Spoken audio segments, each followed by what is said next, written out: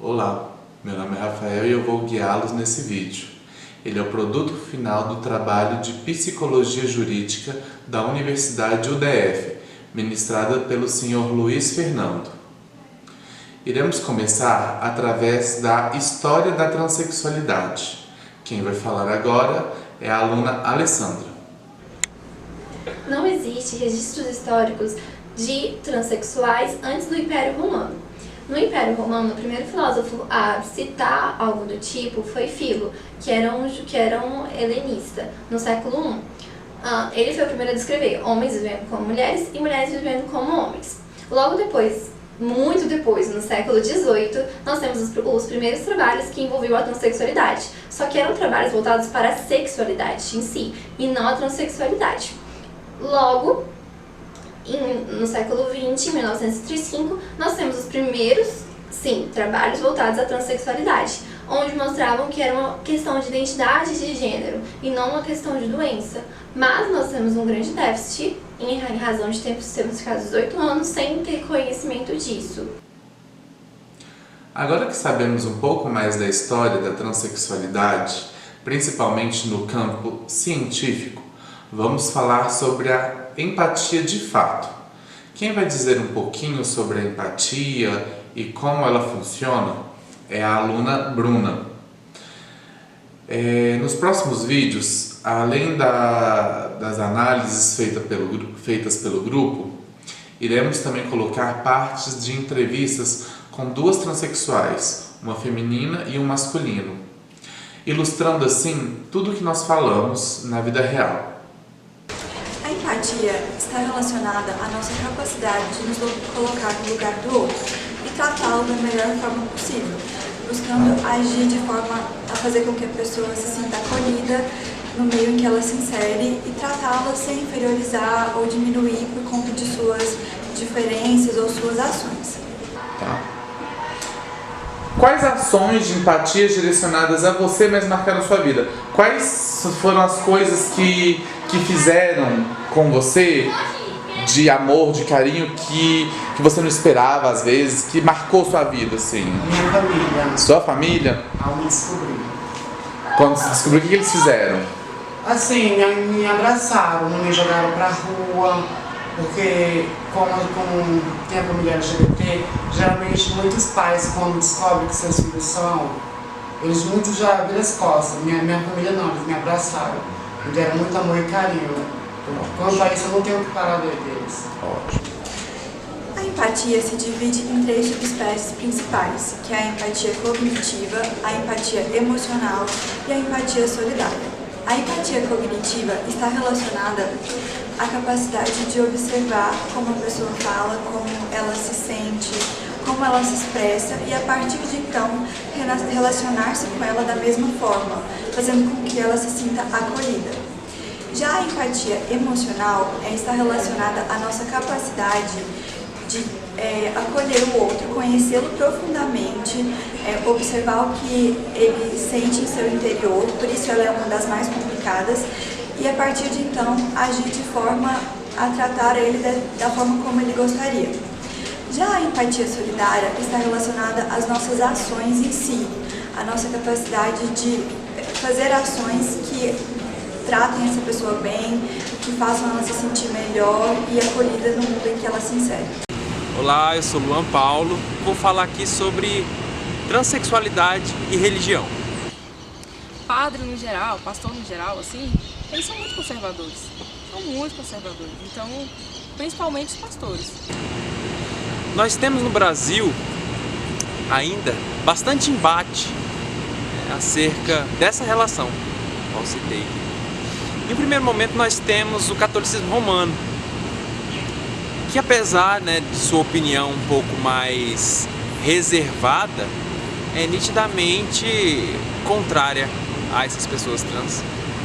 E também acredita que elas fogem do ideal divino de homem e mulher, de constituírem família, de povoarem a terra, segundo a Bíblia mesmo diz. Após isso nós temos como vertente também cristã o protestantismo, que ao contrário do catolicismo é um pouco mais incisivo nos ataques a essas pessoas, até associando associando-as a eventuais possessões malignas, né? Justamente por fugirem desse ideal proposto por Deus, né? De certo modo. Mas, para nosso alívio, né? Alívio de todos nós que somos simpatizantes e respeitadores dessas pessoas, temos o Espiritismo, que é um pouco mais complacente, é um pouco mais tolerante com essas pessoas e as enxerga como seres também em evolução, que passam por sofrimentos aqui, justamente por serem quem são, com o fim de evoluírem. Porque mãe nenhum homem quer um filho gay, não quer uma filha lésbica, quer um homem, quer uma mulher. Queria tirar Jesus e depois me colocar lá. Eu fui criada dentro da igreja católica. Minha mãe era bem católica. Só que, como eu sofri um preconceito lá dentro da igreja, eu falei, não, isso aqui eu acho que não tá certo, falta alguma coisa aqui. Se prega que é pra ser bom, que é pra ser, né, de acordo com a Bíblia ali, na Bíblia não diz nada. A religião, como grande instituição social, uma das mais relevantes, tem o papel de influenciar o comportamento das pessoas. Seja as pessoas praticantes dessa religião, seja as de fora, as não praticantes também. Quão grande é esse papel? E essa enorme influência acaba dificultando cada vez mais a empatia para com essas pessoas diferentes, transexuais, transgêneros e travestis. Sou mãe Alessandra de Omolu, filha de Tiago de Olissá, iniciada na nação Jeje. Em 2009 e em 2017 tive meus direitos. Venho falar aqui sobre a presença das pessoas trans e travestis dentro do candomblé. Como o candomblé é uma religião onde se inicia as pessoas que são escolhidas pelo santo, isso por mim só já basta para incluir, aceitar e respeitar a presença dessas pessoas dentro do ILE. É claro que há determinadas funções que só homens podem fazer ou que só mulheres podem fazer, e isso que gera grande polêmica dentro do candomblé, né? Uma vez que um homem trans, uma mulher trans, possa ainda carregar o órgão genital do seu nascimento, isso gera determinadas confusões. Penso eu que, indo à mesa de jogo, consultando o orixá e não agindo guiado por convenções sociais humanas, mas sim pela divindade, todas essas questões se tornam harmônicas e bem resolvidas. Meu nome é Eduardo, eu vou falar sobre a educação relacionada aos transexuais. Sofria bullying pra cacete. Nossa senhora, eu era a única pessoa na escola que era homossexual assumido. Então como é que não vai sofrer preconceito, né? Fatores que provocam evasão educacional, como discriminação, preconceito, ameaças, intolerância, bullying, agressões físicas, são recorrentes nesse grupo de pessoas. Pesquisas e dados mostram que mais de 70% do número de desistência escolar ou universitária é baseado nesse grupo de pessoas que está relacionado a esse tipo de discriminação. Você sentiu alguma dificuldade na escola para se adaptar a grupos e fazer atividades em sala por causa da sua sexualidade? Muito. Tem alguma lembrança, assim, de alguma coisa específica que você queira contar? Assim, os meninos me criticavam muito, me batiam muito. Batia? Batia, tomava meu lanche, às vezes eu tirava dinheiro pra eles não me baterem. E quando eu não levava, eles me batiam. Faz parte da rotina dessas pessoas um ambiente hostil, um ambiente agressivo, que acentua cada vez mais essa evasão escolar. Essas situações aumentam a vulnerabilidade, a autoestima e até o abalo psicológico desse grupo de pessoas. Esse abalo psicológico muitas vezes é até irreversível ou muitas vezes ele perpetua até o fim da vida dessas pessoas. No Brasil, existe um apartheid de gênero. Com isso, muitos transgêneros ou transexuais não podem usar sua identidade social, por exemplo. E isso faz com que eles se tornem cada vez mais retraídos numa sociedade. A escola a vida já é uma escola para mim já. Ações que podem ser feitas como políticas públicas de combate à evasão dos transgêneros, criação de espaços de acolhimento, produção e distribuição de materiais pedagógicos, campanhas de amplitude maior no Brasil para a sensibilidade da população seriam estratégias que poderiam melhorar déficit de educação em relação a esse grupo e diminuir a evasão escolar ou universitária desse grupo. Então eu aprendi muito com a vida, porque às vezes você tem tanta gente dentro de uma sala de aula, numa faculdade, que é tão leiga, que adianta o diploma? Então a vida para mim me ensinou bastante. Onde meu direito acaba, começa o seu, entendeu? Então outra coisa assim, dê respeito para ter respeito.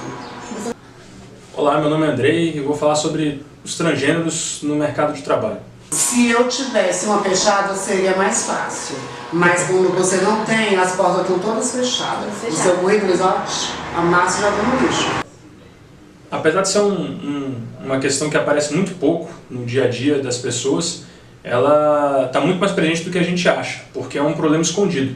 As pessoas não podem se assumir, as pessoas não podem aparecer, porque sofrem preconceito. Não é nem só o medo de sofrer preconceito, de fato sofrem preconceito pelo fato de serem transgêneros, e é uma questão que causa um sofrimento também muito maior do que aparenta, porque não é só o sofrimento do preconceito em si, tem a questão da dificuldade financeira que a pessoa vai passar na vida por não ter o emprego que merecia, só pelo fato de ser transgênero, a questão da pessoa às vezes não ter o emprego que ela queria e a felicidade de exercer o que ela queria fazer por ser transgênero. Então é um problema muito sério que eu espero que esse trabalho sirva para as pessoas pelo menos enxergarem um pouco o problema e conscientizarem não só as pessoas que assistirem, mas também as pessoas que eles possam entrar em contato e explicar que isso é um problema que existe e que as pessoas têm que ter um pouco de empatia com essas pessoas, têm que expor no lugar delas um pouco para poder fazer com que elas sofram menos, até porque na verdade não tem nenhum motivo para elas sofrerem, elas deviam simplesmente ser inseridas como qualquer outra pessoa no mercado de trabalho. Que eu acho que cada empresa, então, um presidente, uma pessoa deveria colocar uma lei em todas as empresas para ter uma cota, principalmente para as trans. Porque gay, aqueles vestidinhos de homem e tudo mais, já passa mais batido. A gente que somos trans já é mais charada, mais deixada por canto. Então eu acho que deveria ter uma lei que cada empresa deveria colocar uma ou duas trans para trabalhar, nem que seja na limpeza, no atendimento, no quadro geral da empresa. Eu acho que o mundo seria bem melhor. Não teria tanta prostituição, tanta marginalidade. Eu cheguei lá e eram várias pessoas no processo de seleção, e aí foram chamando pessoas aleatórias da fila, parecendo que já tinham sido pré-selecionadas. E aí foram chamando e passou por mim e fez assim: não, você. Aí chamou, eu fiquei lá esperando no sol quente torrando. No final das contas, acabou que 5 pessoas foram contratadas e eu fui perguntar o porquê, porque disse que ia contratar um tanto certo. E aí a pessoa falou assim: não, é porque as pessoas não atenderam ao quesito da vaga, ao quesito. Aí eu perguntei qual. Aí a mulher não soube responder. Os que foram contratados, falando sério, aqueles heterotop assim, das mulheres loiras, de maquiagem, aqueles caras mais forte, né? Trabalhar com gente sem aparência. Já existem leis que protegem os transexuais do mercado de trabalho, mas só na teoria, porque na prática, como é que você provaria que ocorreu algum tipo de preconceito? Então, na verdade, a questão não é nem tanto legal. Hoje em dia, a lei já existe, a questão é mais de conscientização para que tenha uma inclusão real dessas pessoas no mercado de trabalho. Dificuldade, preconceito a gente acha todos os dias. Todos os dias tem um obstáculo pra gente. Então, sim, eu procuro superar assim com amor, com carinho, com respeito. Dê oportunidade para quem merece, porque independente de ser hétero, independente de orientação sexual, de qualquer coisa, se ela for capaz, ela vai conseguir. Então, tem que dar a chance da pessoa tentar, ver se ela é capaz, se ela consegue. E acho que tem que ser mais inserido também. Mesmo que não atenda os quesitos 100%, né, da empresa, mas eu acho que tentar abraçar a pessoa ali porque todo mundo vai dizer não. Se uma pessoa disser sim, outros vão ali, entendeu? O vídeo termina por aqui. Espero que vocês tenham refletido e possam nos ajudar a divulgar essas informações, tornando assim um mundo um pouco mais igualitário e justo. Até mais!